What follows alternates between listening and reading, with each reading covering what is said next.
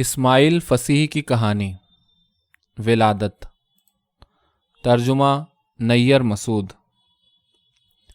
بچے کا سر باہر آیا اور تسلے میں تھوڑا خون گرا۔ میری دادی نے زچہ کے دونوں ہاتھ کس کر پکڑ لیے اور کہا، زور لگاؤ، کہو یا علی یا فاطمہ زہرا۔ زچہ اب بھی چیخ چیخ کر روئے جا رہی تھی۔ میری طرف کسی کا دھیان نہ تھا۔ میں بارش میں بھیگتا ہوا آیا تھا اور دروازہ بھیڑ کر کھڑا ہوا تھا۔ مجھ کو دور سے بچے کے سر کے چپچپے بال دکھائی دیے، پھر اس کی گردن اور نچلا بدن نظر آیا۔ خون پھر گرا۔ میں نے دیکھا بچہ دھیرے دھیرے دنیا میں آ رہا ہے۔ یا علی۔ اس کے بعد کوئی 1 گھنٹے بعد سب کام پورا ہو چکا تھا۔ باہر موسلادھار بارش اور طوفانی رات تھی۔ میں جا کر نہر سے دادی کے لیے لوٹے میں پانی لے آیا اور دادی احاطے سے متصل چبوتریا پر ہاتھ دھونے بیٹھ گئیں۔ اندھیرا پھیلا ہوا تھا۔ کبھی کبھی بجلی کون جاتی اور گرج سنائی دیتی۔ احاطہ چمڑے کے کارخانے کے پیچھے کا ایک کھنڈر تھا جس کے کونے میں 2 کمرے بنے ہوئے تھے۔ انہی میں سے ایک کمرے میں ایک عورت کے یہاں زچگی ہوئی تھی۔ آدھی رات کے وقت ایک ہمسائی نے میری دادی خانم جان کو بلوایا تھا۔ خانم جان مجھے بھی اپنے ساتھ لیتی آئیں۔ وہ 60 سال کی ہو گئی تھیں، میں 6 سال کا تھا۔ خانم جان نے ہاتھ دھو کر پونچھے، آ کر پھٹا پرانا لحاف زچے پر ڈال دیا۔ زچہ نے آنکھیں کھول دیں۔ خانم جان بولی، اللہ نے تمہیں سنہرے بالوں والا بچہ دیا ہے۔ کیا؟ زچہ بولی۔ اس پر نقاہت طاری تھی۔ کیا کہہ رہی ہیں؟ خانم جان بولی، کہہ رہی ہوں تم نے سنہرے بالوں والا بچہ جنا ہے، پھر شب جمعہ دنیا میں آیا ہے، اس کے وزن برابر چھوارے خیرات کر دینا۔ عورت نے پوچھا، زندہ بھی ہے؟ آئیں؟ زندہ ہے کیا مطلب؟ خانم جان بولی، رونے کی آواز نہیں سن رہی ہو؟ کمرے کے گوشے میں ہمسائی نے آہ بھر لی اور بولی، بحق پنجتن۔ وہ بچے کے قنداق میں لگی ہوئی تھی۔ قنداق یعنی کپڑے کا وہ تھیلا جس میں نوزائیدہ بچے کو گردن تک بند کر دیتے ہیں۔ خانم جان نے کہا، زندہ ہے، اچھا پیارا سا ہے۔ زچہ بولی، آپ کو جناب عباس کی قسم۔ توبہ ہے، خانم جان نے کہا، کیسی باتیں کر رہی ہو؟ اچھا بھلا ہے۔ میں نے کہا، خانم آقا لٹھے کے پارچے کو بیچ میں چاک دے کر بچے کی قیامتی کفنی بنا لیں۔ قیامتی کفنی یا پیراہن قیامت یا پیراہن رستہ خیز، بچے کا پہلا لباس جو اس کی سلامتی کے لیے پہنایا جاتا ہے۔ تو جیتا رہے گا؟ ہاں بھائی ہاں، یہ کیا بک رہی ہو؟ میرے بچے جیتے نہیں، عورت بولی، سب جاتے رہے۔ دروازے کے پیچھے ہوا چیخ رہی تھی۔ بارش اور تیز ہو گئی تھی۔ میں چھت کے ایک کونے کو گھور رہا تھا، وہاں پانی رسنے لگا تھا۔ خانم جان نے بھویں اچکا کر ہمسائی کی طرف دیکھا۔ ہمسائی بولی، کیا جانے خانم، سچ تو کہتی ہے؟ خانم جان نے زچہ سے کہا، یہ تو زندہ سلامت ہے۔ یا ام المومنین، سب کی مرادیں پوری ہوں۔ زچہ نے پوچھا، بچہ کہاں ہے؟ خانم آقا اسے قنداق میں کر رہی ہیں، خانم جان نے بتایا۔ کل قنداق میں مٹھی بھر چاول باندھ کر 2-3 دن یوں ہی رہنے دینا، پھر دروازے پر فقیر کو دے دینا۔ زچہ نے آنکھیں بند کر لیں اور دیر تک نیند میں یا غش میں رہی۔ بارش کے دڑیڑوں کی آواز کمرے میں گونج رہی تھی۔ ہمسائی خانم آقا شیخ حسن قلیونی کی بیوی نے بتایا کہ زچہ کا نام موچول ہے۔ موچول کا شوہر روح اللہ خان کیل گھر میں کام کرتا تھا، بھلا آدمی تھا۔ یہ لوگ نئے نئے یہاں آئے تھے، اس سے پہلے قوام الدولہ کی بزریہ میں رہتے تھے۔ موچول حاجی آقا جواد وائس کے گھر کی ایک نوکرانی کی لڑکی تھی۔ روح اللہ خان آج ابھی تک گھر نہیں لوٹا تھا۔ ہمسائی نے بتایا کہ روح اللہ تھوڑا شرابی ہے مگر ماشاء اللہ ہٹا کٹا مرد بچہ ہے۔ اس کی پہلی بیوی شادی کے پہلے ہی سال زچگی میں مر گئی تھی۔ موچول اس کی دوسری بیوی تھی۔ خانم جان نے زچہ سے کہا، گھبراؤ نہیں بیٹی، یہ بچہ تمہارا جیتا رہے گا، خوب تندرست بھی ہے۔ زچہ نے رونا شروع کر دیا، پھر دونوں ہاتھ اوپر اٹھا کر بولی، یا جناب عباس، آپ کے حوالے۔ خانم جان بولی، سو جا بچی، آرام کر لے۔ آپ کو کیا پتا، وہ بولی، کیسی نصیبے کی مار ہے کہ 6 بچے جاتے رہیں۔ 6 سال میں 6 سب جاتے رہے۔ خانم جان بولی، اللہ کی پناہ۔ آج شیخ حسن قلیونی نے اپنے حجرے سے اذان دینا شروع کی۔ زچہ بولی، فقط آخر والا علی 7 مہینے جیا، اس کا نام میں نے علی بمان رکھا تھا۔ مگر خانم جان نے کہا، بچہ مرتا ہے تو سیدھا جنت میں جاتا ہے، ماں کے لیے جنت میں گھر بناتا ہے۔ عورت کہنے لگی، باقی کوئی 3 دن 4 دن سے زیادہ نہیں جیا، اتنے سے پیدا ہوتے تھے، سارے ڈیل سے گہنائے ہوئے، تمام میں چھالے اور ددوڑے، سر اور چھاتی پر بھی چھالے ہی چھالے، ایک تو نکلا ہی مرا ہوا، کیا کیا جھیلا ہے۔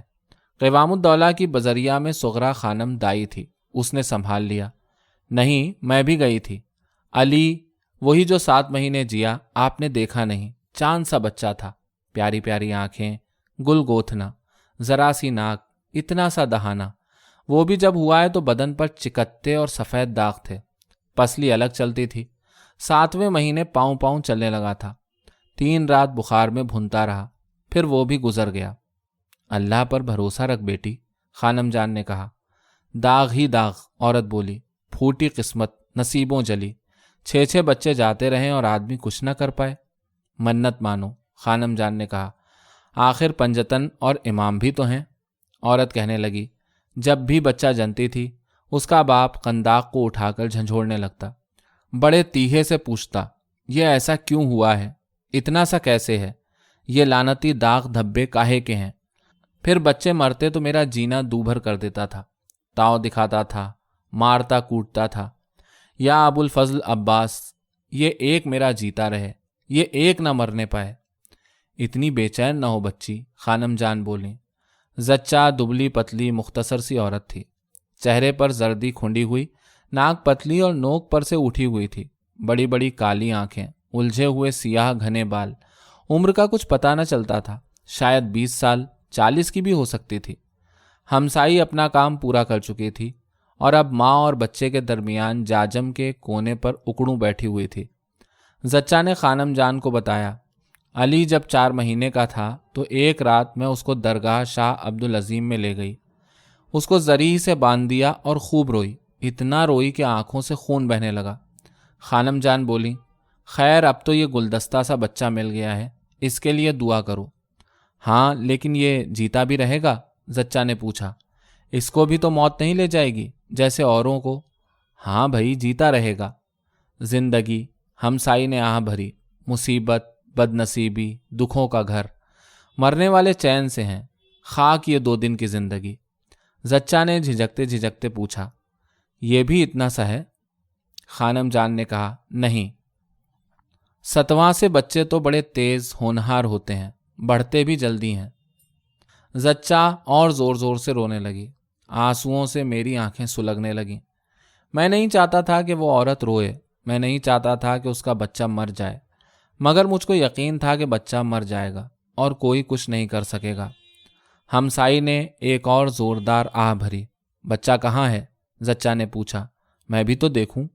صبر کرو بیٹی، خانم جان بولیں، قنداق تو ہو جانے دو۔ خانم جان نے ہمسائی کی طرف دیکھا اور پھر کچھ نہیں کہا۔ اس کی حالت؟ زچہ بولی، وہ ٹھیک ٹھاک تو ہے نا؟ وہ کچھ پوچھنا چاہتی تھی مگر پوچھتے ڈر رہی تھی۔ خانم جان نے کہا، ٹھیک ہے بیٹی۔ ہمسائی نے پلٹ کر خانم جان کو دیکھا، زچہ کو بچہ نظر نہیں آ رہا تھا۔ میں نے لالٹین کی روشنی میں بچے کا چہرہ دیکھا، ننھا منا پیارا سا گورا بچہ تھا، لیکن اس کی بائیں کنپٹی پر اور ہونٹ پر نیلے داغ یا بڑے بڑے گھاؤ تھے۔ ہونٹ سے اوپر اور آدھے منہ پر ایک بڑا سا لال چکتا بھی تھا۔ اس کی سانس پھنس کر آ رہی تھی۔ زچہ نے ہتھیلیوں سے اپنے آنسو پوچھے اور کہنے لگی، جب علی مرا ہے تو جی چاہتا تھا خود بھی زہر کھا کے جان دے دوں، دنیا سے جینے سے جی اٹھ گیا تھا۔ باپ اس کا 2 رات 3 رات گھر نہیں آتا تھا۔ میں خود بچے کو گودی میں اٹھا کر ابن بابویا کے قبرستان لے گئی، دفن کو دے دیا۔